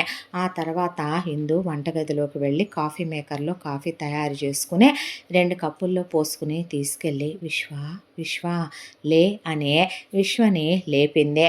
లేచిన విశ్వ ఏంటి అన్నాడు. అంటే కాఫీ తీసుకొచ్చాను తాగు అన్న తర్వాత తనేమైంది అంటే నేను తీసుకొస్తే నువ్వు తాగకూడదా ఏంటి అన్న తర్వాత కాఫీ కప్ తీసుకుంటే దాని మీద హార్ట్ షేప్ వేసి ఉంది. స్పూన్తో కలిపేసి అలా బాల్కనీలో నుంచొని తాగుదాందా అని చెప్పి అంటే వెళ్ళి కాఫీ తాగాడు. తాగి కప్ అక్కడ పెట్టేశాడు. పెట్టిన తర్వాత వెళ్ళి ఫ్రెష్ అయ్యి రాపో అని గీజర్ ఆన్ చేశాను అని చెప్పిన తర్వాత అలా సుబ్బలక్ష్మి వైపు చూస్తే సుబ్బలక్ష్మి అలా కూర్చుని విశ్వ వైపు చూస్తోంది. వెళ్ళి స్నానం చేసి వచ్చి బట్టలు మార్చుకున్నాడు. ఆ తర్వాత ఈలోపు ఇందు తను వెళ్ళి రెడీ అయ్యి వచ్చి ఇక వెస్ట్రన్ బ్రేక్ఫాస్ట్ ప్రిపేర్ చేసింది. బ్రెడ్ బటరు అలాగే పీనట్ బటరు దాంతోపాటు జాము డబుల్ బాయిల్ ఆమ్లెట్ వేసింది. అవన్నీ సుబ్బలక్ష్మి వింతగా చూస్తుంది. ఆ తర్వాత విశ్వకి పెట్టింది. తిన్న తర్వాత బాయ్ విశ్వ అని అన్న తర్వాత అని చెప్పి విశ్వ వెళ్ళబోతుండే అయ్యా నీకోసం వంట చేశానయ్యా, ఇదిగో తీసుకెళ్ళవా, టిఫిన్ తీసుకెళ్ళు అనేసరికి ఏం వద్దులే, ఈరోజు మధ్యాహ్నం మేమిద్దరం లంచ్కి వెళదాం అనుకుంటున్నాను, నేను ఆఫీస్ దగ్గరికి వెళ్తానులే కానీ ఇది కూడా నువ్వే తినేసే అంది సుబ్బలక్ష్మిని. అనేపాటికి విశ్వ అలా చూస్తే పర్లేదులేయ్యా ఎల్రా అని చెప్పింది సుబ్బలక్ష్మి. వెళ్ళేటప్పుడు విశ్వ కాలు జారితే అయ్యా అనే కాలు జారుతుందయ్యా చూసుకో అని బొట్టు పెట్టుకోలేదు. బొట్టు పెట్టుకో అన్న తర్వాత విశ్వ బొట్టు పెట్టుకొని సుబ్బలక్ష్మి వైపు వెనక్కి చూసి ఆఫీస్కి వెళ్ళిపోయాడు. ఆ తర్వాత ఇందు లోపల రెడీ అవుతోంది. అక్కాయ్ లోపలికి రానా అంది సుబ్బలక్ష్మి. రా అంది ఇందు. అనేసరికి లోపలికి వెళ్తే స్నానం చేసి వచ్చి బాత్ గౌన్ మీద అలా సుబ్బలక్ష్మి కూడా ఆడపిల్లనని బట్టలు లేకుండా నుంచొని ఇన్నర్స్ దగ్గర నుంచి ఇందు వేసుకునే బట్టలు, ఆ తర్వాత పొట్టి పొట్టి బట్టలు వేసుకునే ఇందు ఈ అద్దం ముందు కూర్చొని ఇక మేకప్ సరిగ్గా 2 గంటల సేపు ఐ ల్యాషెస్ మస్కరాలు ఇక ఆ తర్వాత లిప్స్టిక్లు లిప్ లైనర్లు అవన్నీ వేసుకుంటూ పర్ఫ్యూమ్ మంచి ఘాటుగా ఒక హాఫ్ బాటిల్ కొట్టేసి ఐ హిల్స్ పిన్ హిల్స్ వేసి టిప్ టాప్గా రెడీ అయ్యి ఎలా ఉన్నాను అంది ఇందు. బాగున్నావు అక్కాయ్ అంది సుబ్బలక్ష్మి. అన్న తర్వాత ఇందు వెళ్ళి విశ్వని రా లంచ్కి వెళదాం అన్న తర్వాత లంచ్ చేసిన తర్వాత ఈరోజు నా మనసేం బాలా, సినిమాకి తీసుకెళ్ళు అన్నాక సినిమాకి వెళ్ళి వచ్చేటప్పుడు డబల్స్ ఎక్కి విశ్వని హక్ చేసుకొని వచ్చింది ఇందు. వచ్చిన తర్వాత ఇంటికి వచ్చిన భర్తని కానీ హిందూని కానీ నువ్వు తన్నే ఎందుకంత క్లోజ్గా ఉంటున్నావు, తన్ని ఎందుకు అలా కౌగిలించుకొని వచ్చిందే, ఒక ఆడపిల్ల అలా బండెక్కకూడదు అని చెప్పిన సుబ్బలక్ష్మి హిందూ అలా ఉంటుంటే ఎందుకు అని అడగదేంటి అన్నట్టు విశ్వ అలా చూస్తే ఏం మాట్లాడలేదు సుబ్బలక్ష్మి. తర్వాత విశ్వనే వెళ్ళి నీళ్లు పోసుకొని రా పోయా భోజనం చేద్దుగానే అన్న తర్వాత సరేనన్నాడు. అన్న తర్వాత సుబ్బలక్ష్మి విశ్వ దగ్గరికి వెళ్ళి కూర్చుంది. భోజనాలు అయిపోయాక బెడ్ మీద కూర్చొని అయ్యా నీకు విషయం చెప్పనా అంటే ఏంటి సుబ్బు అన్నాడు. అక్కాయి అస్సలు సిగ్గులేదు తెలుసా, నా ముందే బట్టలు తీసేసి బట్టలు మార్చుకుంటా తెలుసా, ఒంటి మీద ఇక్కడిక్కడ పుట్టుమచ్చలు ఉన్నాయి తెలుసా, ఒళ్ళంతా మన గోడకి సున్నం వేస్తామే అలా ఎంతసేపు పెయింట్లు పూసిందనుకుంటున్నా నువ్వు కూడా పూసుకుంటావా అందే. వద్దులే నాకు అలవాటేగా ఇలా ఉంటావు, నేను ఇలా ఉన్నా నువ్వు బాగాలేదు అనవుగా అయ్యా, అందుకే నేను వేసుకోలే అక్కాయ్ అన్నాను. అక్కాయ్ అస్సలు బట్టలు వాడదు కదూ, అసలు సిగ్గే లేదు అక్కాయికి, బట్టలకి ఏదో కరువు వచ్చినట్టు ఎప్పుడు బెత్తిడి గుడ్లు వేసుకొని తిరుగుతానే పాటికి విశ్వకి నవ్వు వచ్చి ఇక ఏం మాట్లాడకుండా పడుకో అన్నాడు. అన్నాక చెయ్యి కాలు వేసుకొని పడుకుంది.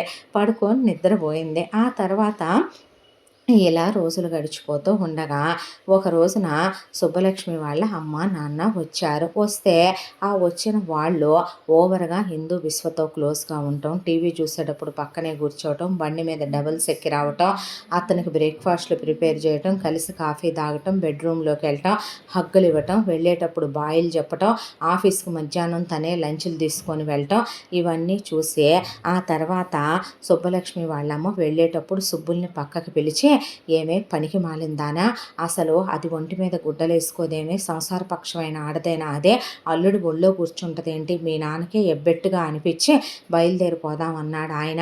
మగాళ్ళన్నాక 10 రకాలుగా ఉంటారు, నీ మొగుడుతో దానికున్న సంబంధం ఏంది, తెచ్చి ఇంట్లో పెట్టాడేందే, అలా చూస్తా దాని నడుములు ఎరగొట్టి గెంటకుండా ఊరుకుంటున్నావేంటే నువ్వంటే, అమ్మ అలా మాట్లాడకు, నా మొగుడు ఎలాంటోడో నాకు బాగా తెలుసు, నీ అల్లుడు గురించి నీకేం తెలుసు అని అలా మాట్లాడుతున్నావు, నా మొగుడు చాలా మంచోడు, కల్లో కూడా అలాంటి పనులు చేసే అలవాటు ఆయనకి లేదు, ఆయన మీద నాకు నమ్మకం ఉందే, ఇంకోసారి నువ్వు ఇలాంటి మాటలు మాట్లాడావంటే ఊరుకోను, అక్కాయి కూడా మంచిదే, కాకపోతే కాస్త గాలికి పెంచారు, దానికి తోడు కాస్త సిగ్గు శరాలు లాంటివి తక్కువ, దాంతోనే గుడ్డలయ్యి పెద్దగా వాడదు, పగటేష్ గత్తిలాగా రెడీ అయ్యి మన ఊళ్ళో దసరా పండక్కి పగటేష్ కళ్ళు తిరిగినట్టు తిరగటం అలవాటు అక్కాయికి, అంత మాత్రం చేత నువ్వు అలా అంటావా, ఇది పడితే అది మాట్లాడబాకు, అయినా ఇది నా సంసారం, పెళ్లి చేశాక నా మొగుడిని నా ఇంటిని ఎలా చూసుకోవాలో నాకు తెలియదా అనే పాటికే ఎదవేషాలు వేస్తే రేపొద్దున ఒళ్ళో తలకాయ పెట్టుకొని ఆడవాలి, ఏదైనా మొగ్గలోనే తుంచేయాలి, అర్థమవుతుందిగా, పళ్ళు రోల కొడతావు సరిగ్గా ఉండకపోతే అంది జానకి.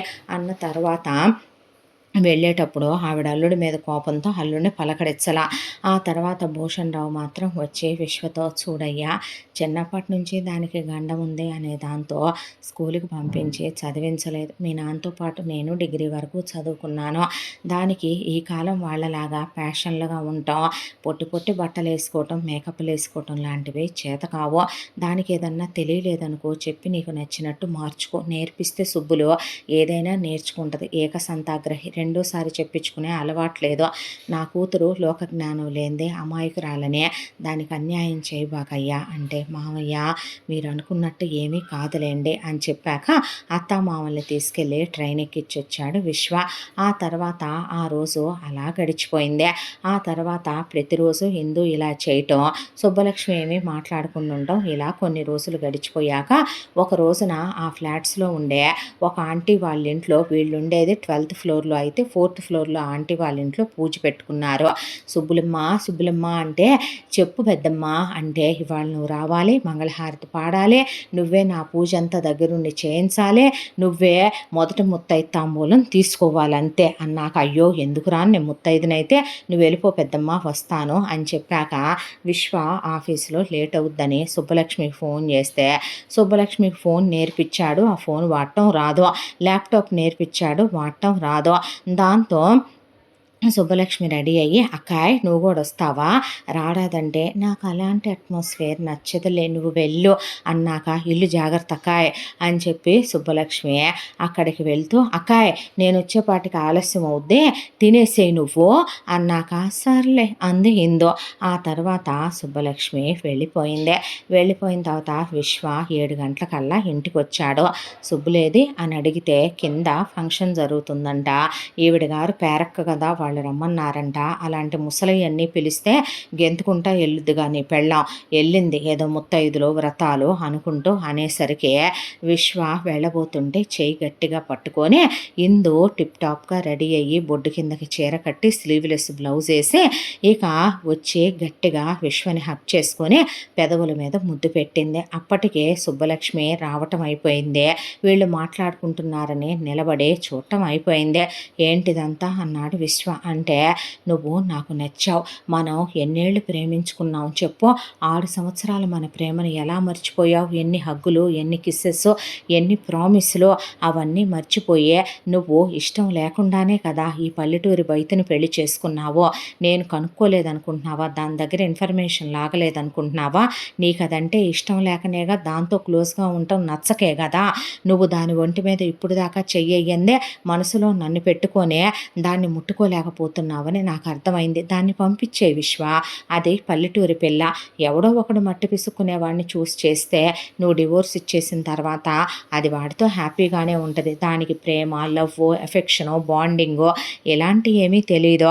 అవన్నీ కూడా జంగిల్ బ్యాచ్ అంటారే అలాంటివి అవన్నీ అనేపాటికి విశ్వ ఏదో మాట్లాడబోతూ ఉండగా నువ్వు నాకు కావాలంతే అనే హిందూ గట్టిగా పట్టుకుంటే ఈలోపు సుబ్బలక్ష్మి చేతిలో ఉన్న తాంబూలం పళ్ళెం కింద పడిపోయా. ఠంగున సౌండ్ వచ్చే విశ్వ వెనక్కి తిరిగి చూశాడు. చూసి గబాల్న తనొచ్చింది. లేను అన్నాడు. అన్న తర్వాత ఎప్పుడొచ్చావు సుబ్బు?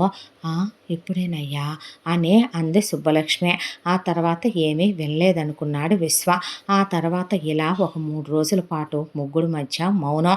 ఆ తర్వాత విశ్వ ఆఫీస్కి వెళ్ళిపోయాడు పొద్దున్నే. సుబ్బలక్ష్మి మనసులో మాట దాచుకోలేక ఇందునే మా ఆయన్ని నువ్వు ప్రేమించావా, ఇష్టపడ్డావా అని అడిగేస్తే అవును, ఎంత ప్రేమించుకున్నామో తెలుసా అనే కథని రివర్స్ తిప్పి చెప్పింది ఇందో. విశ్వ నా కాళ్ళ చుట్టూ తిరిగాడని, తనే నాకు ప్రపోజ్ చేశాడని, నేను లేకపోతే బ్రతకలేనన్నాడు అని చెప్పే. ప్రేమలో ఉన్నప్పుడు ఒకళ్ళనొకళ్ళు పెళ్లి చేసుకోవాలనుకున్నప్పుడు ఈ జనరేషన్ అమ్మాయి అబ్బాయి వీళ్ళు. అలాంటిది విశ్వ హిందూతో, అప్పుడు హిందూ విశ్వతో క్లోజ్గానే ఉండేవాళ్ళు. దాంతోనే ఇద్దరి మధ్య సాన్నిహిత్యంగా ఉన్న ఫోటోలు చాలా ఉన్నాయి. అందులో ఇద్దరు బెడ్లు వరకు, ఇద్దరు హోటల్ రూమ్స్ వరకు వెళ్ళకపోయినా, ఫిజికల్గా క్లోజ్ అవ్వకపోయినా ఇద్దరి మధ్య దిగినవి క్లోజ్గా ఉన్నాయి. హక్ చేసుకున్న ఫోటోలు, లిప్ కిస్సులు పెట్టుకున్న ఫోటోలు అన్నీ జూమ్ చేసి సుబ్బలక్ష్మికి చూపించే. విశ్వకి నేనంటే ఎంత ఇష్టమో తెలుసా? ఇష్టం లేకుండా వాళ్ళ అమ్మ నాన్న బలవంతంగా నిన్నిచ్చి పెళ్లి చేశారు. మా ఇద్దరి మధ్యలోకి నువ్వు వచ్చావు. తను నీకు దూరం అవ్వలేక, నాకు దగ్గర అవ్వలేక నరకం పడుతున్నాడు తెలుసా? ఇలా అతను బాధపడుతుంటే చూడటానికే వచ్చావా అతని లైఫ్లోకి నువ్వు అనేపాటికి సుబ్బలక్ష్మి కూర్చుందే, ఆలోచించింది ఆ రోజంతా. ఆ తర్వాత నెక్స్ట్ డే విశ్వ ఆఫీస్కి వెళ్ళొస్తాను అంటే విశ్వ వైపు అలా చూసుకుని జాగ్రత్త పెనివిటి అంటే ఏమైంది సుబ్బు అంటే ఏమీ లేదులే వెళ్ళరా అనే సుబ్బు విశ్వను పంపించాక హిందూ దగ్గరకు వచ్చి నువ్వు చెప్పింది నిజమేనక్కాయ, నేనే మీ ఇద్దరి మధ్యలోకి వచ్చాను, నేనే వెళ్ళిపోతాను. థ్యాంక్స్ సుబ్బలక్ష్మి, అర్థం చేసుకున్నందుకు. వెళ్ళిపో, నీకెంతో కొంత ఇప్పిస్తానులే నేను విశ్వతో. ఎవరో ఒకళ్ళని చూసి పెళ్లి చేసుకుందు కానంటే వద్దక్కాయ్, మాకు అలాంటి అలవాటు ఉండదు. సచ్చినా బతికినా మనువంటూ అయిన తర్వాత పెనివిటితోనే జీవితం వెళ్ళిపోవాలి. ఇప్పుడు వెళ్తే మా అమ్మ నాన్న నన్ను అడుగుతారు, మరి ఏం చెప్తావు అంది హిందూ. అన్న తర్వాత నేనే గుడ్రాల్ని, నాకే పిల్లలు పుట్టరు అని చెప్తానులే, అందుకే ఆయన్ని నేనే వదిలేసి వచ్చానని చెప్తానులే అక్కాయ్ అంది సుబ్బలక్ష్మి. అన్న తర్వాత సరే పద అలాగైతే అంటే నాకు ఎలాగెళ్ళాలో తెలియదక్కాయ్ అన్న తర్వాత నువ్వు ముందు రెడీ అవ్వు అని స్టేషన్కి తీసుకెళ్ళి సుబ్బలక్ష్మిని టికెట్ కొని వాటర్ బాటిల్, ఫ్రూట్స్, చాక్లెట్లు ఇప్పించి బాయ్ సుబ్బలక్ష్మి, చాలా థ్యాంక్స్ అర్థం చేసుకున్నందుకు అని చెప్పి ఇంకా విశ్వ హ్యాపీగా ఉంటాడులే అన్నాక బాగా చూసుకో అక్కాయ్, గట్టిగా నోరెత్తైనా మాట్లాడలేడు, మాట వరుసకైనా కసురుకోని దేవుడని కళ్ళనీళ్లు పెట్టుకుంది సుబ్బలక్ష్మి. నేను చూసుకుంటాలే, నువ్వు వెళ్ళు, బాయ్ బాయ్ అనే ఇందు ఇంటికి వచ్చి టిప్ టాప్గా రెడీ అయ్యి ముస్తాబ్ అయ్యిందే. అయిన తర్వాత విశ్వ ఆఫీసు నుంచి వచ్చాడు. వచ్చేసరికి సుబ్బు సుబ్బు అని పిలిచాడు. పిలిస్తే ఇందు లేదు అంటే లేదా ఏమైందే, ఎక్కడికి వెళ్ళిందే అని కంగారు పడ్డాడు. ఎందుకంటే సుబ్బలక్ష్మి పిచ్చిది, లోకజ్ఞానం లేనిది, తెలివి లేనిదని. ఎక్కడికి వెళ్ళిపోయిందే సుబ్బు సుబ్బు అనుకుంటూ తిరుగుతుంటే నేనే వాళ్ళ ఊరు పంపించేశాను, వాళ్ళ ఇంటికి పంపించేశాను. ఊరు పంపించేశావా, ఇంటికి పంపించేశావా, ఎందుకు పంపించావు, ఎవరిని అడిగి పంపించావు అన్నాడు విశ్వ. ఎవరిని అడిగి పంపించాలి, మొన్న మన ఇద్దరి మధ్య జరిగింది తను చూసిందంట, నన్ను నిలదీసి ప్రశ్నించిందే. ఒకప్పుడు మన ఇద్దరం క్లోజ్గా ఉండే ముద్దులు పెట్టుకొని హక్కులు చేసుకున్న ఫోటోలన్నీ చూపించాను, అవన్నీ చూసింది. తర్వాత తనే మన ఇద్దరి మధ్యలోకి వచ్చింది, థర్డ్ పర్సను. నువ్వు తనతో క్లోజ్ అవ్వలేకపోతున్నావు, తను నీకు నచ్చలేదు, తను మట్టి పిసుక్కునేది కాబట్టి, పల్లెటూరు బయట కాబట్టి నువ్వు ఫిజికల్గా తన్నే క్లోజ్ అవ్వకుండా దూరం పెట్టావు. తనకి దగ్గర అవ్వలేక, నాకు దూరం అవ్వలేక నువ్వు బాధపడుతున్నావు అని చెప్పాను.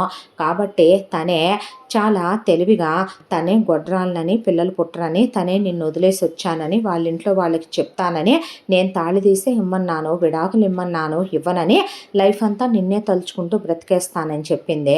నువ్వు వచ్చాక చెప్పి వెళ్తానందే, అక్కర్లేదన్నాను, వెళ్ళటం రాదంది, తీసుకెళ్ళి ట్రైన్ ఎక్కించొచ్చాను అని చెప్పేపాటికి లాగి ఎందునే చెంప చెల్లుమనిపించాడు విశ్వ. విశ్వ అంది ఇందు. షటప్, ఏం మాట్లాడుతున్నావో అర్థమవుతుందా నీకు? తను నా వైఫ్. తను అడిగితే నేను మాట్లాడుకునేవాడిని, నేను చెప్పుకునేవాడినే. తను థర్డ్ పర్సన్లా రావటం ఏంటి? మా ఇద్దరి మధ్యలోకి నువ్వు థర్డ్ పర్సన్లా వచ్చే. నువ్వు నన్ను ప్రేమించావు విశ్వ, నువ్వు నన్ను వదిలేసి వెళ్ళావు ఇందో.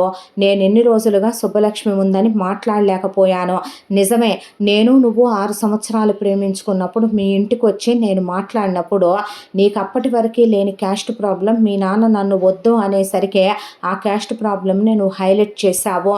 నువ్వు హైలైట్ చేసి నువ్వు మీ నాన్న మాటే వింటానన్నావు, నాతో బ్రేకప్ చేసుకున్నావు, వేరే వాడితో పెళ్లి ఫిక్స్ చేసుకున్నావు, ఎంగేజ్మెంట్ చేసేసుకున్నావు, నన్ను ఫేస్బుక్లో ఇన్స్టాగ్రామ్లో బ్లాక్ చేసేసావు, ఫోన్ నెంబర్ మార్చావు, ఊరు నుంచి మకాం మార్చావు, నువ్వు అక్కడి నుంచి పారిపోయావు. ఆ తర్వాత నేను పిచ్చోళ్ళ నీ కోసం తిరిగా, మా అమ్మ నాన్నని తీసుకొచ్చా. నేను ఎలా ఉండేవాడిని ఇందో, ఎంత జెన్యూన్గా ఉన్నాను. నువ్వే ఫిజికల్గా ఎన్నోసార్లు నాతో క్లోజ్ అవ్వాలనుకున్నా, ఏ రోజు నేను మీ అమ్మ నాన్నకి చెడ్డ పేరు తేకూడదనే నిన్ను దూరం పెట్టానే తప్ప నీతో క్లోజ్ అవ్వలేదు. నువ్వు వెళ్ళిపోయిన తర్వాత కూడా నేను పిచ్చోళ్ళ నిన్నే తలుచుకుంటూ బ్రతుకుతుంటే నాకు ఓ లైఫ్ ఉంది కదో, నా పేరెంట్స్ కూడా నేను ఒక్కడనే కదో. నేను సూసైడ్ చేసుకొని చస్తే నువ్వేమీ బాధపడవు, కానీ నిన్నే తలుచుకుంటూ నేను పోతే నన్ను తలుచుకుంటూ నా తల్లిదండ్రులు బ్రతుకుంటారా? దాంతోనే మా డాడీకి మా మామయ్య ఎంతో హెల్ప్ చేశారు. ఈరోజు మేము ఈ పొజిషన్లో ఉన్నామంటే దానికి కారణం మా మామయ్య భూషణ్ రావు గారని మా అమ్మ చెప్పిందే. నీకో విషయం తెలుసా? ఆయన తిరిగి మా నాన్న దగ్గర నుంచి రూపాయి ఎక్స్పెక్ట్ చేయలేదు. మా నాన్న పార్ట్నర్షిప్ ఇస్తానన్నా కూడా తీసుకునే నిజాయితీ పరుడు ఆయన.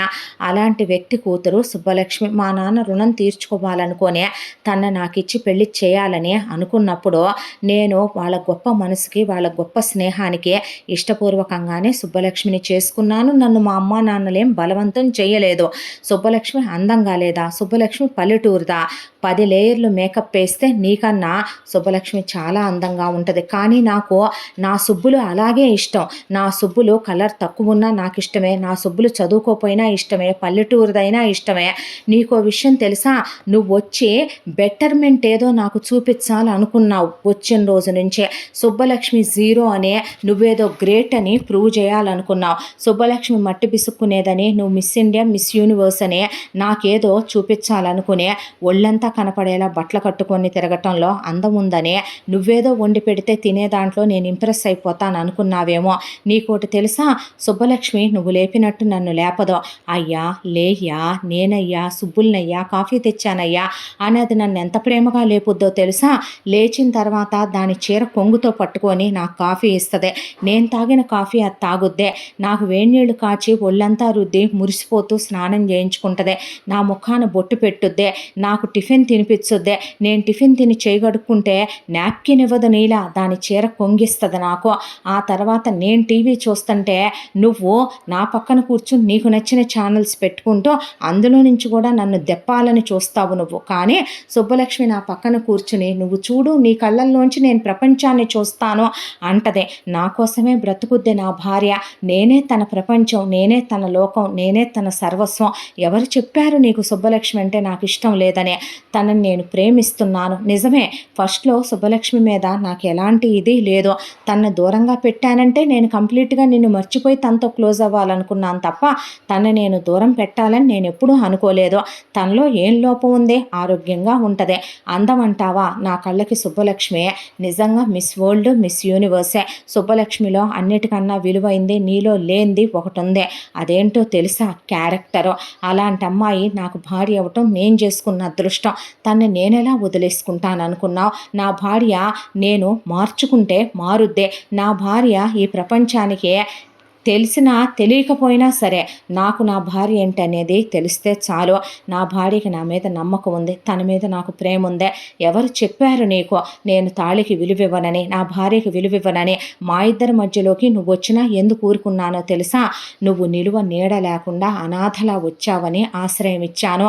నీకోసమని జాబ్ వెతికాను. ఇదిగో నీకోసం కాల్ లెటరు. నా ఇంట్లో నుంచి నువ్వు వెళ్ళిపోయి ఉద్యోగంలో చేరు. ఇక్కడి నుంచి సుబ్బలక్ష్మి వెళ్ళినంత మాత్రాన సుబ్బలక్ష్మి గొడ్రా చెప్పాలంటే వాళ్ళ అమ్మా నాన్న మా అమ్మా నాన్న నమ్ముతారు అనుకుంటున్నావా? ఆంటీ అంకుల్ మా అమ్మా నాన్న దగ్గరికి తీసుకొస్తే మా నాన్న చెప్పు తీసుకొని కొట్టి నేను బ్రతికుండగానే నా పెళ్ళానికి విడాకులు ఇప్పించి ఇంకొక అబ్బాయికి ఇచ్చి పెళ్లి చేసి తన ఇంట్లో పెట్టుకొని నన్ను కుక్కని కొట్టినట్టు కొడతాడు. నన్ను ఉండనిస్తాడు అనుకుంటున్నావా? మా అమ్మ నిన్ను బజారుకి ఈడ్చి కొట్టుద్ది మా చుట్టాలందరినీ తీసుకొచ్చి. నువ్వు చేసిన పనికి నిన్నేమంటారో తెలుసా?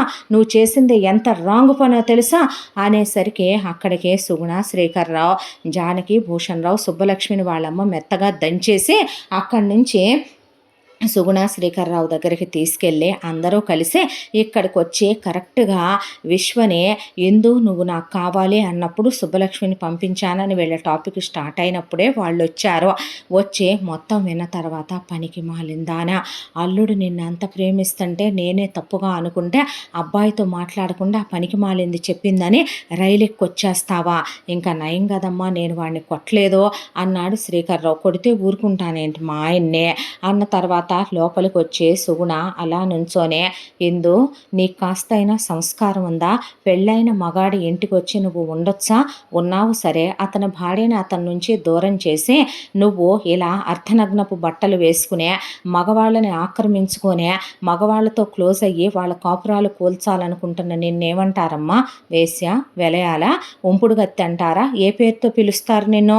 మర్యాదగా నువ్వు ఇక్కడి నుంచి లగేజ్ సర్దుకొని వెళ్ళిపో.